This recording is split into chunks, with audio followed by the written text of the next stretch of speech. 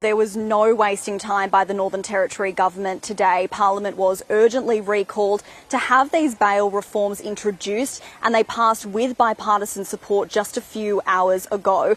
Now, these new laws will add additional tests or considerations that decision makers, both judges and police, will need to take into account when deciding whether to grant somebody bail.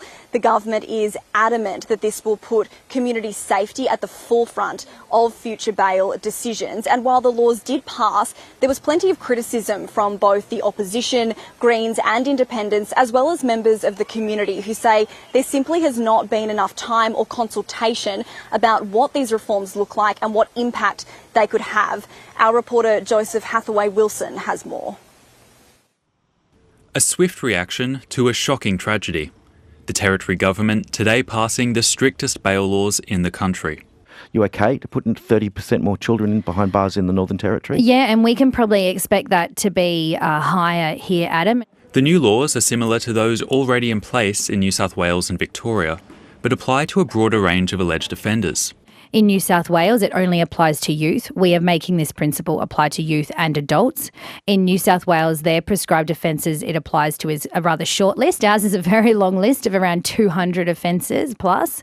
While the return to Parliament is sudden, the changes build on those made 6 months ago. In October, the government passed laws overturning the presumption of bail for a number of alleged offenders, making it harder for those who have recently been convicted of serious offences to access bail. Today's changes set a starting point of no bail for serious offences, force judges to consider community safety and the likelihood of reoffending before the personal circumstances of the accused, and remove the principle of custody as a last resort for alleged youth offenders. The Territory Labor opposition supported the bill, but not everyone is on board. Rushing through laws in the wake of tragedy may feel like action, but it is not the same as leadership. We are not making our communities safer, we are simply delaying the danger.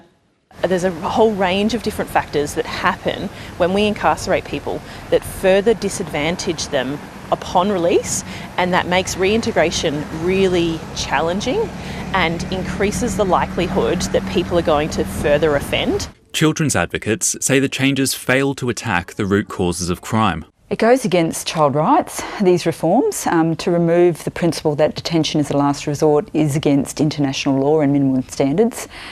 We know that the vast majority of children in contact with the justice system, particularly those that end up in custody, are children who present with unmet disability, mental health and trauma backgrounds. While all parties agree the changes are tough, the community can now only hope they're effective. Joseph Haway Wilson, ABC News.